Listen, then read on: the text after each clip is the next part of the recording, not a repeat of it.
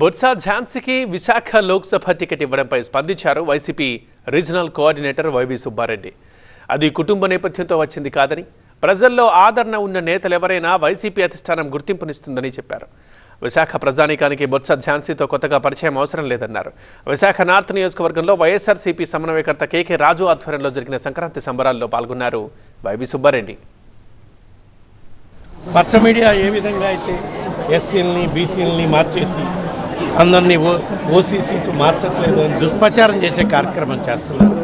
అది వాస్తవం కాదు అనే దానికి నిన్న చేసిన మార్పు చేస్తూ అత్యధిక స్థానాల్లో ఉన్న ఓసీలను తీసేసి బీసీలని ఎస్సీలని తీసుకుంటాం. ఎందుకంటే కుటుంబంలో అర్హులైన వాళ్ళు ఉంటే ఆ సామాజిక వర్గంలో ఆ బలమైన అభ్యర్థి అయితే ఆ విధంగా అభ్యర్థి గెలిపే లక్ష్యంగా మేము మార్పులు చేస్తున్నాం. కానీ కుటుంబంలో 2 ఉన్నారో 3 ఉన్నారో అనే దానిపై దృష్టి పెట్టట్లేదు.